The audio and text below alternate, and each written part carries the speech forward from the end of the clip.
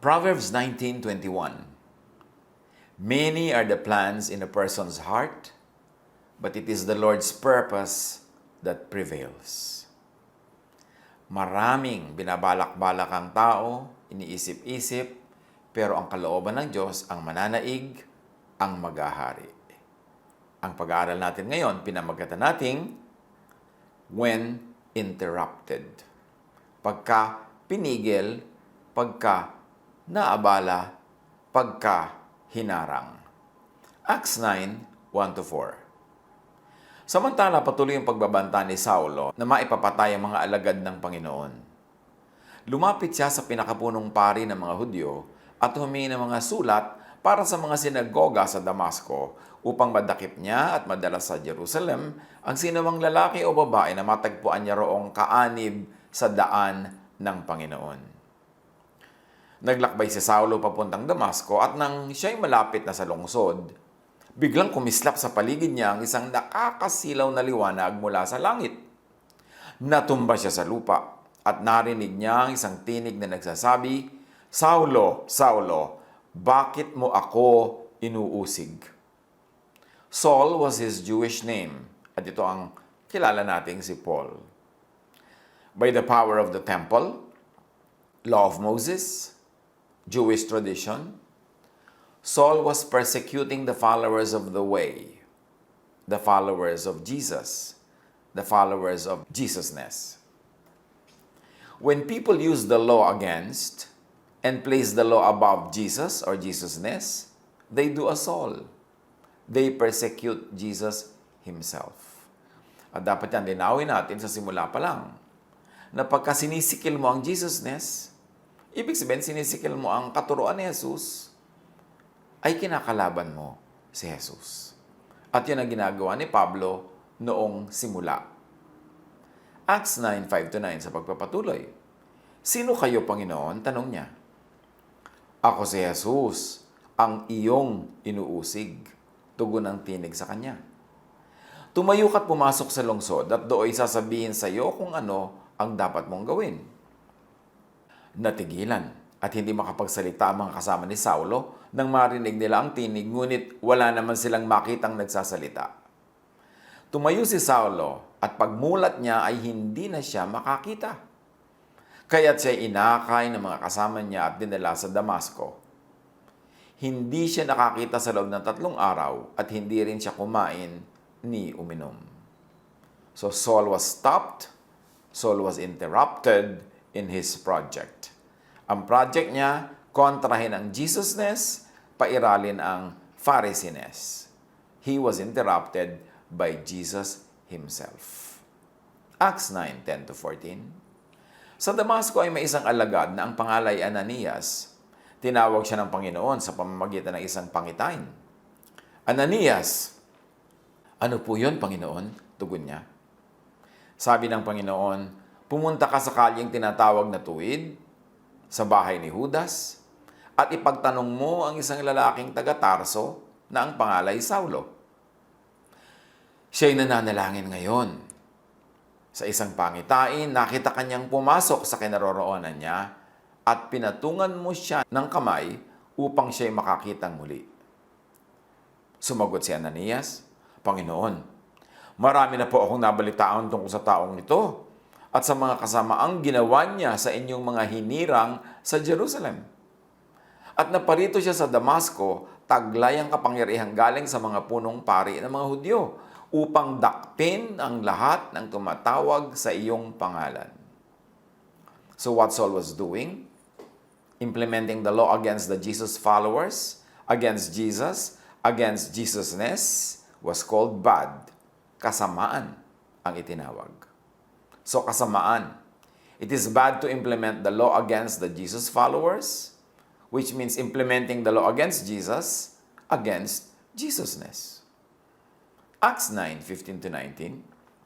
Ngunit sinabi sa kanya ng Panginoon, "Pumunta ka roon sapagkat siya'y pinili ko upang ipakilala ang aking pangalan sa mga hentil, sa mga hari, at sa mga anak ng Israel. Ipapakita ko sa kanya ang lahat ng dapat niyang tiisin na alang-alang sa akin."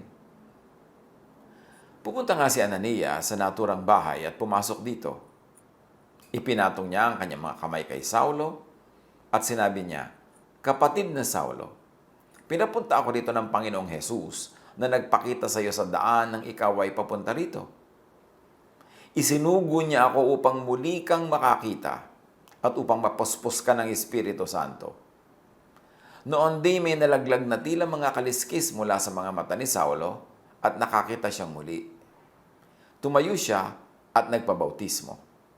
Kumain siya at nagbalik ang kanyang lakas. So after 3 days of interruption, things returned to what you might call normal or what you might call a new normal. Nakakita uli si Pablo, lumakas uli siya, pero ang new normal niya hindi na yung dating old normal. May iba na. Acts 9:19, si Saulo ay ilang araw nakasakasama ng mga alagad sa Damasco. What happened to Saul, later to be called Paul, was re-education. His interruption led to re-education, reorientation, from Pharisees to Jesusness, of course. Siya ay tinuruan, kasama siya ng mga alagad ni Jesus. Natural lang ituturo sa kanya Jesusness at ang mawawala sa kanya ay Pharisees. Kung paano sinabi ni John the Baptizer, Jesus must increase and I must decrease. Ito namang si Paul, Jesusness must increase and my Pharisees must decrease. Yun ang purpose ng Christian education. Acts 9:20, at agad siyang nangaral sa mga sinagoga na si Jesus ang anak ng Diyos. In other words, agad siyang nangaral sa mga sinagoga ng bagong katuruan ng Jesusness. And it is a reversal from Pharisees. Acts 9:21, nagtaka ang lahat ng nakarinig sa kanya. Hindi ba ito ang dating umuusig doon sa Jerusalem sa mga tumatawag sa pangalan ni Jesus? Ngayon may mga umuusig pa rin sa mga tumatawag sa pangalan ni Jesus, sa mga sumusunod sa katuruan ni Jesus, versus katuruan ng Pharisees. All the people who heard Saul were amazed, sabi sa Ingles. They said, "This is the same man who was in Jerusalem trying to destroy the people who trust in Jesus," meaning the people who trust in Jesusness, not in Pharisees. Acts 9:21-23. Tanong nila, hindi ba't naparito nga siya upang sila'y dakpin at dalhing nakagapos sa mga punong pare? Ngunit lalong naging makapangyarihan ang pangangaral ni Saulo at walang maisagot ang mga Hudyong naninirahan sa Damasco sa kanyang pagpapatunay na si Jesus ang Kristo. Pagkaraan ng maraming araw, nagkaisa ang mga Hudyo na patayin si Saulo. Yung dati nilang kakampi, kalaban na nila ngayon. Yung dating kasama nila sa pagpapromote ng Pharisees, ang pinopromote na Jesusness, so ngayon gusto na nilang patayin si Paul, tulad ng ginawa ng mga same religious people na pagpatay kay Jesus. Because Pharisees can be so hateful, violent, and murderous. Noon at ngayon. Acts 9:24-29. Araw at gabi ay inaabangan nila si Saulo sa mga pintuang bayan para patayin. Ngunit nalaman niya ito. Kaya't isang gabi, inilagay siya ng kanyang mga alagad sa isang basket at ibinaba sa kabila ng pader. Pagdating ni Saulo sa Jerusalem, sinikap niyang mapabilang sa mga alagad doon, ngunit silang lahat ay takot sa kanya dahil hindi sila makapaniwalang isa na siyang alagad. Subalit dinala siya ni Bernabe sa mga apostol at isinalaysay nito sa kanila kung paano nagpakita at nakipag-usap ang Panginoon kay Saulo nang ito'y nasa daan papunta sa Damasco. Sinabi rin ni Bernabe na buong tapang na nangaral sa Damasco si Paulo sa pangalan ni Jesus. Kaya mula noon, si Saulo ay kasama na nila sa buong Jerusalem at buong tapang na nangangaral doon sa pangalan ng Panginoon. Nakipag-usap din siya at nakipagtalo sa mga Helenista kaya tinangka nilang patayin siya. So there was a murderous plan as usual. You know, Pharisees always resorts to murderous schemes and acts. Kasi nga, ingrained sa law yung violence. Ingrained yung pagpatay, yung pagbato, pagka meron siyang ibang religious opinion or religious belief.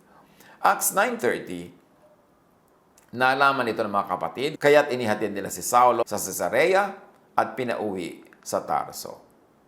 So Saul became Paul. His interrupted life was powerfully resumed, redirected, and redefined in his new normal. And his new normal was Jesusness. Ang old normal niya, Pharisees. Ang sino man na tunay na nagkakaroon ng encounter with Jesus at nauunawaan kung sino si Jesus, ano ang katuruan ni Jesus, will abandon Pharisees and put on Jesusness. Kaya naboborn again, nagkakaroon ng bagong buhay, bagong pananaw, bagong paniniwala, bagong pag-ibig, bagong pag-asa. So Paul was interrupted, but it was a very, very beautiful interruption because he was interrupted from Pharisees and inducted into Jesusness. Sa buhay natin, interruptions, redirections, redefinitions could be great blessings in the long run or in the end. Hindi laging mukhang blessing agad. Hindi laging obvious agad na blessing pag nai-interrupt tayo. Pero kung tayo ay nakikinig kay Jesus, kung nagpapasakop tayo sa ministrations ni Jesus, kahit tayo ma-interrupt, kahit tayo mahulog sa kabayo, kahit tayo mabulag sa mandali, hindi kumain sa mandali, yan ay sandali lang. Because when Jesus interrupts us, He is going to take us away from Pharisees into Jesusness, from the law to grace, from trouble to peace, from vexation to rest. Yan ang napapala ng sumusunod kay Jesus. So, anong mga interruptions ang nangyayari sa ating buhay ngayon? Definitely, sa situation ngayon, mga quarantine, mga protocols, maraming interruptions. May interruption sa hanap buhay. May interruption sa pag-aaral. May interruption sa family life. Interruption sa paglalakwatsa, pamamasyal. Interruption sa maraming bagay. Pero tandaan natin, ipasuggest natin ang interruption so that God will take this opportunity of interruption to teaching us, to guiding us. Nagpapadala siya ng mga magpapatong ng kamay sa ating ulo para tayo pagpalain, para malaglag ang mga takip ng ating mata at mawala ang ating pagkabulag, para tayo ma-redirect. But very clearly, the first redirection, the first interruption should be an interruption from Pharisees and redirection to Jesusness. Nagawa na ba yan natin sa ating buhay? Sumunod na ba talaga tayo sa katuruan nitong si Pablo about Jesusness? Sumunod na ba talaga tayo sa katuruan ni Jesus, Jesus Himself? Para tayo gumraduate from Phariseeism, from legalism, judgmentalism, into Jesusness. Paulit-ulit natin ito itinuturo kasi napakatagal na hindi ito itinuro. Napakatagal na nakatulog ang church supposedly ni Jesus kasi naging Pharisaic. Naging ang bida ay law imbes grace. Naging ang bida ay legalism instead love. At naging ang bida ay Pharisees instead of Jesusness. So kailangan pa ulit-ulitin. Kailangan makabisa natin, magagap at ma-imbibe, ma-internalize. At anuman ang plano natin sa buhay ngayon na na-interrupt dahil sa quarantine o dahil sa ibang bagay, dahil sa ibang dahilan, na-interrupt na love life, na-interrupt na career, na-interrupt na professional life or studies, na-interrupt na plans, ipasuggest natin ngayon. Isuko natin sapagkat ang Diyos merong magandang plano para sa ating lahat. Kaya kailangan mo nang yung mga plano natin, kung hindi sangayon sa plano ng Diyos, ay ma-interrupt. Jeremiah 29:11, "For I know the plans I have for you, declares the Lord. Plans to prosper you and not to harm you.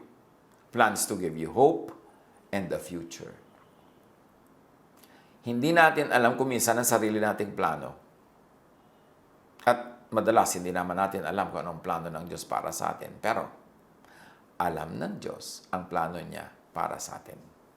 Ang mahalaga, makinig tayo. Kung ini-interrupt tayo sa landas na tinatahak natin na hindi naman papunta sa plano ng Diyos, pa-interrupt tayo. Blessing yun. At kung na-interrupt na tayo, dumating tayo sa temporary moment of blindness na nangyari kay Paul, confusion, hindi natin alam ang pupuntahan, hindi natin alam ang gagawin, hindi natin naiintindihan ang nangyari, just be still. Listen to God. Commune with God. And when we are ready, God will send a blessing to change the course of that interruption into the resumption of God's plan for us. Siguro may mga dumadaan sa atin ngayon sa moment of walking in a dark valley, of not understanding what's happening. Just hold on. Patuloy na humawak sa kamay ni Jesus. Patuloy na sumunod sa kanyang mga hakbang. Patuloy na hayaan siya ang ating maging pastol para maipaliwanag at dumating tayo sa puntong, okay, naintindihan natin, yes, the interruptions in our lives are redirections for something better to something better. May nangyayari bang interruptions, redirections, redefinitions in your life ngayon? Tandaan, interruptions, redirections, redefinitions that happened, are happening, will happen, can be great blessings in the long run or in the end. So sa lahat ng mga nai-interrupt ngayon, na abala, na hold, na freeze, nalagay sa alanganin, nakabitin, do not despair. Learn. Listen. See. Adjust. Proverbs 16:1, to humans belong the plans of the heart, but from the Lord comes the proper answer. Sa Diyos pa rin magmumula ang sagot, sa Diyos pa rin magmumula ang tulong, sa Diyos pa rin magmumula ang direksyon. So when stopped, interrupted, blinded for 3 days like Paul, pray. Seek the Lord.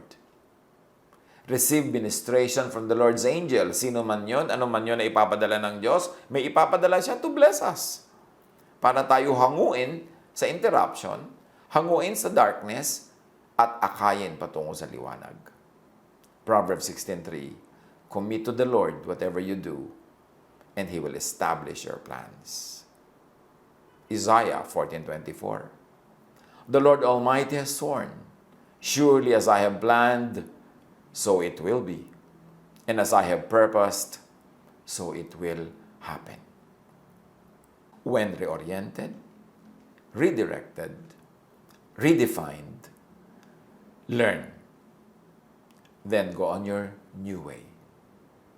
Proverbs 16:9, in their hearts humans plan their course, but the Lord establishes their steps.